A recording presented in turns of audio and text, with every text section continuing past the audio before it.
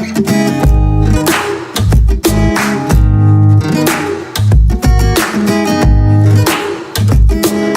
¿qué tal amigos de losdivines.com? Nuevamente con ustedes Sandra Álvarez, y como les había prometido en mi video pasado, hoy tengo con nosotros a una invitada muy especial.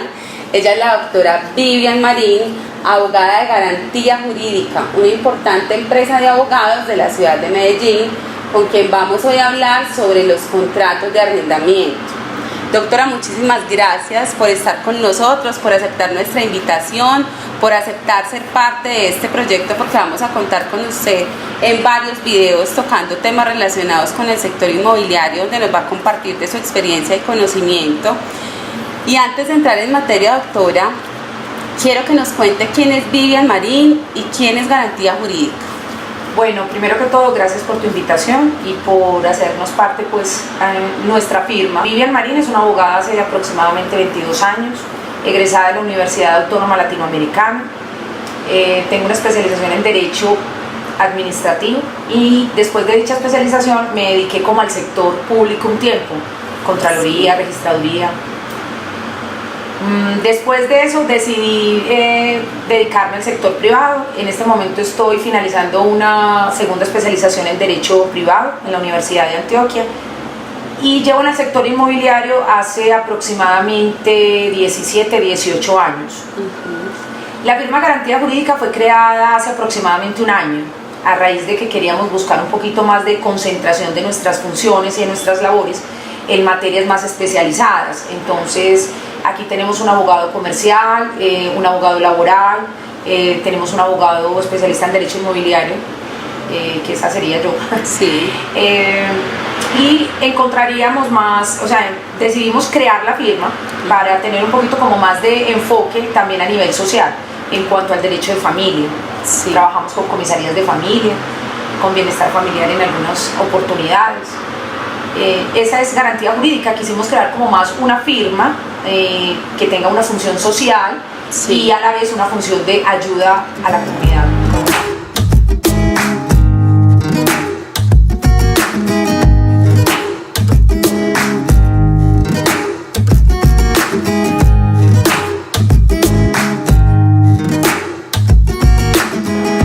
Doctora Vivian, en Colombia rige la Ley 820 del 2003, que sirve como base para fijar los criterios que rigen los arrendamientos de vivienda urbana.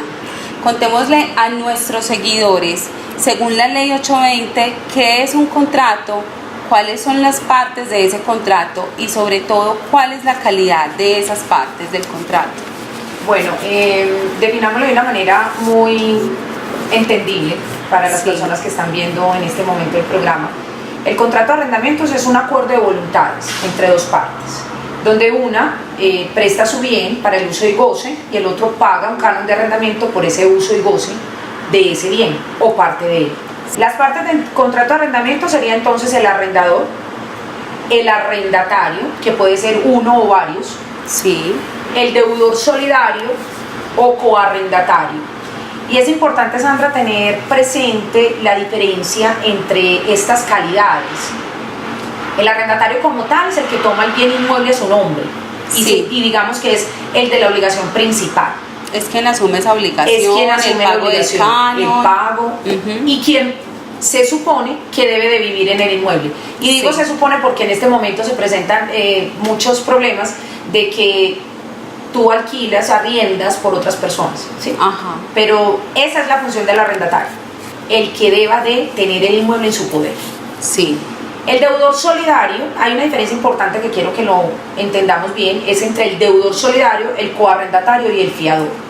Sí. Anteriormente en la ley 56, el fiador era la persona que garantizaba a ese arrendatario en el contrato de arrendamiento. Sí. Debido a que como tal la fianza es una figura que es simplemente de ser subsidiaria, o sea, de que sigue una obligación principal y tiene algo que se llama el beneficio de exclusión, solo se quedó la fianza hasta la primera vigencia del contrato. Es decir, si iniciábamos un contrato de arrendamiento entre arrendatario y fiador, sí, por 6 meses, ese fiador solo te servía para esos 6 meses. Ajá. Si se renovaba el contrato, automáticamente ya ese fiador quedaba por fuera. ya no se podría cobrar absolutamente ya ni no tenía caía ninguna responsabilidad. Exacto. Debido a tantos problemas que se tuvo con esa figura de la fianza, se creó la figura del deudor solidario o coarrendatario. Sí.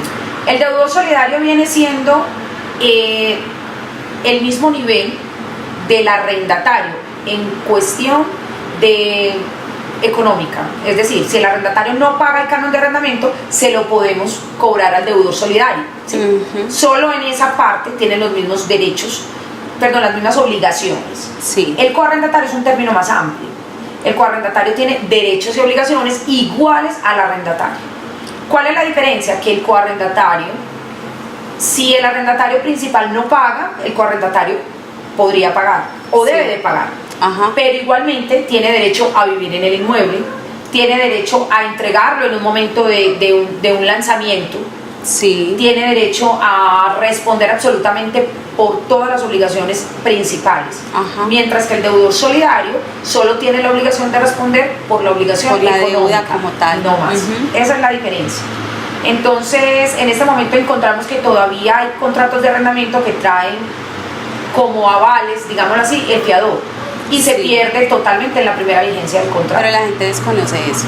Es importante que se tenga claro que en un contrato de arrendamiento, sobre todo cuando no es hecho en agencias, Sí. sino a nivel personal, que se tenga claro que debe de haber un deudor solidario o un Sí. coarrendatario, cualquiera de las dos figuras. Para mí es mucho más seguro el coarrendatario, Claro. porque mucho tiene más seguro. derechos y obligaciones iguales al arrendatario Ajá. inicial. Sí, según lo que nos explicas es mucho mejor esa figura. Es mejor.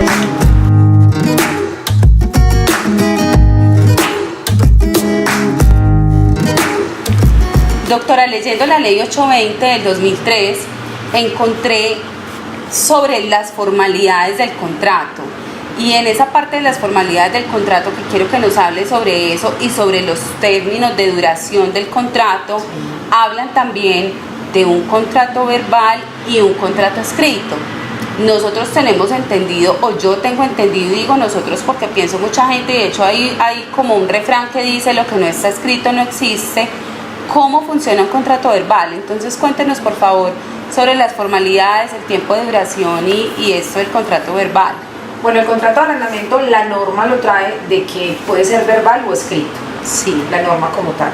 El contrato verbal es un acuerdo de voluntades que es importante, y en ese acuerdo de voluntades nos ponemos, tenemos varios aspectos a ponernos de acuerdo: la ubicación del inmueble, el valor del canon de arrendamiento, cómo se paga los 5 primeros días, los 10 primeros días, si se consigna, si no se consigna. Sí. Ahí, en esas pequeñas condiciones que te acabo de mencionar, hablaríamos de un acuerdo de voluntades, ¿sí? Sí. ¿Cuál es la inseguridad de pronto de ese acuerdo de voluntades como tal? Que sea un contrato verbal, que igual si en algún momento el arrendatario entra en mora, hay que formalizarlo, hay que legalizarlo para poderlo llevar al escenario procesal. ¿Y cómo la legalizamos? A través de una prueba anticipada, que el mismo código lo trae, y es solicitar ante un juez civil que se llame al arrendatario y se constituye a través de unas preguntas, como son: usted cuánto tiempo lleva dentro del inmueble, dónde está ubicado el inmueble, cuánto paga de canon de arrendamiento, a quién se lo paga, cómo lo paga, y ahí constituir una prueba para poder hablar de que tenemos un contrato de arrendamiento legalizado y formalizado. Es decir, que esa conversación que tú y yo tuvimos la formalicemos en un documento.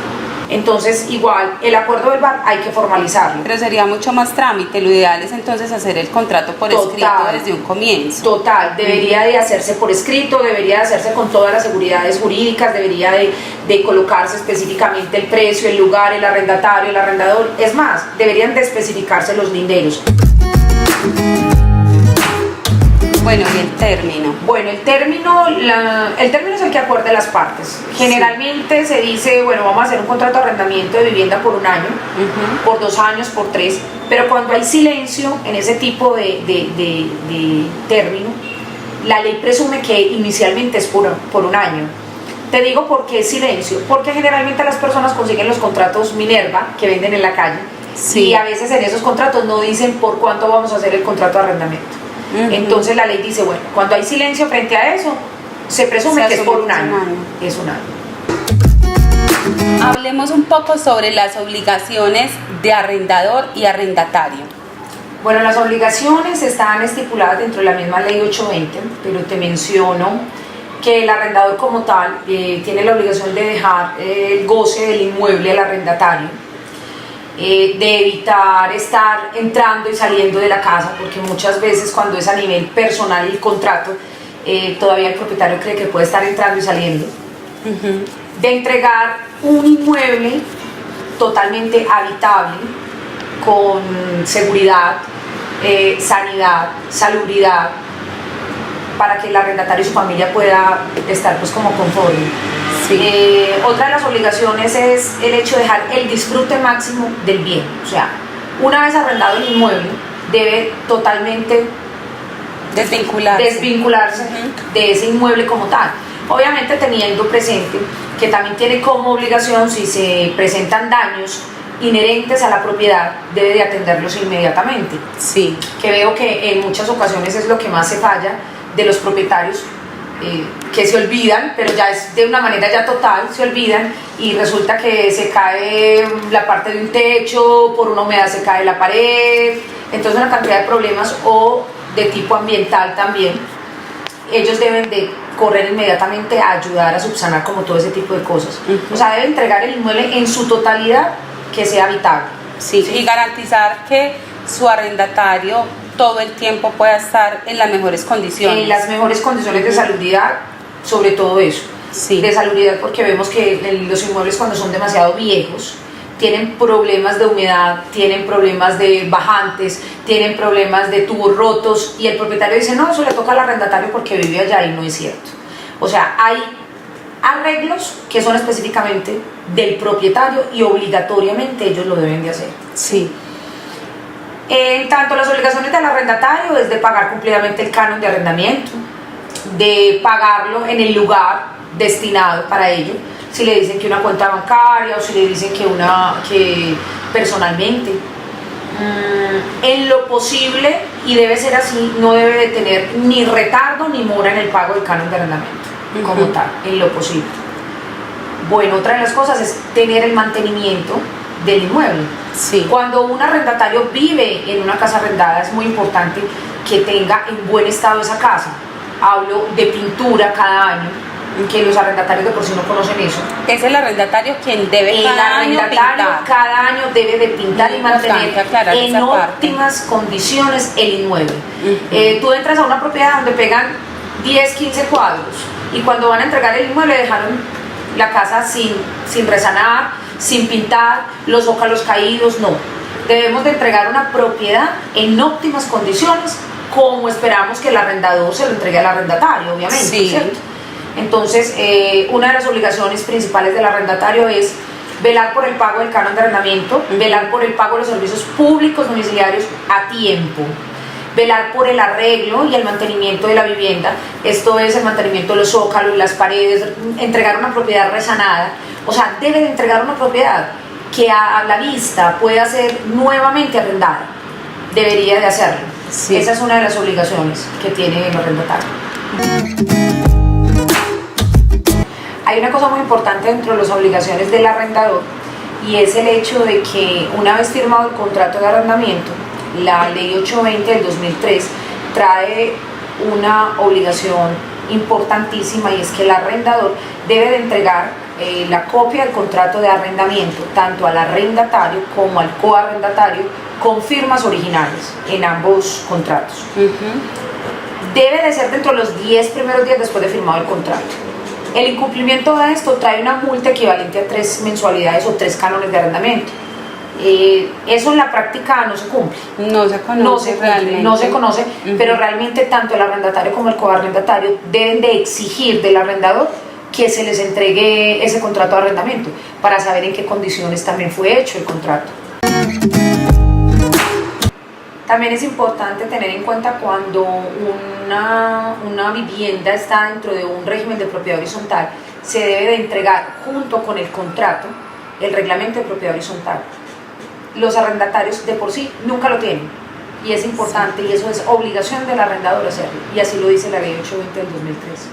Propiedad horizontal, ¿a qué nos referimos así concretamente, doctora, para que nuestros seguidores lo entiendan concretamente? Ok, cuando el apartamento está dentro de un edificio que está elevado a propiedad horizontal y normativizado en la ley 675 del 2001.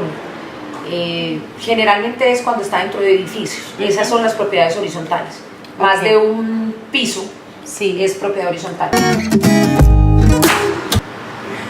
Doctora, dentro de todo lo que usted nos acaba de contar, tocamos varios temas muy importantes y muy especialmente los servicios públicos.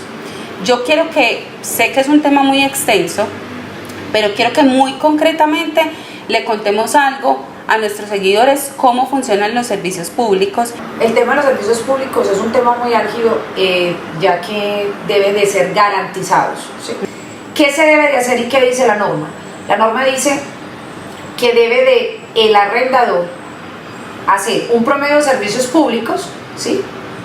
Cobrárselo al arrendatario, consignárselo a la entidad prestadora de servicios públicos y denunciar el contrato de arrendamiento. Si así se hace, perdería la solidaridad y la responsabilidad el arrendador con el arrendatario en el pago de los servicios públicos. Ahí la perdería totalmente. ¿Por qué? Porque se depositó ese dinero a la entidad prestadora del servicio público y ya quedaría la responsabilidad total del pago solo en cabeza del arrendatario. Generalmente no se hace eso. Entonces, cuando existen casos de que el arrendatario se va y deja el bien inmueble, lo abandona porque no tiene cómo pagar, no tiene el canon de arrendamiento, Empresas Públicas de Medellín dice, bueno, venga, arrendador, vamos a hacer una solidaridad en el pago de los servicios públicos domiciliarios. Por eso es que de pronto no sé si los arrendadores no lo conocen, lo hacen pagar, exacto. O sea, a empresas públicas, que este caso es la entidad prestadora, no le interesa si el arrendatario se va o no se va, porque ya tiene como garantía el arrendador y el inmueble del arrendador, entonces no hay problema. Y se hace un cobro coactivo. Mientras que si el arrendador depositara juiciosamente ese promedio de servicios públicos que le cobra el arrendatario al principio del contrato, se lo cobra, se lo deposita a la entidad prestadora del servicio y denuncia ese contrato de arrendamiento diciendo, mire, yo tengo un arrendatario en un inmueble ubicado así, se rompe totalmente la solidaridad entre la entidad prestadora y el arrendador como tal. Queda toda la responsabilidad bajo el arrendatario. Exacto. Y ahí se ven muchas falencias entre las entidades, entre las, por ejemplo, las agencias inmobiliarias que cobran los promedios de servicio y que finalmente cuando una persona lleva 4 o 5 años en un inmueble, ni el arrendatario se acuerda y el arrendador tampoco, porque tú no llevas como el cálculo de eso, ¿cierto? A veces sucede. Otras veces se liquidan las cuentas de servicio y se trae ese dinero de hace mucho tiempo, trae ese dinero como para la liquidación de cuentas finales. Pero no debería de ser así.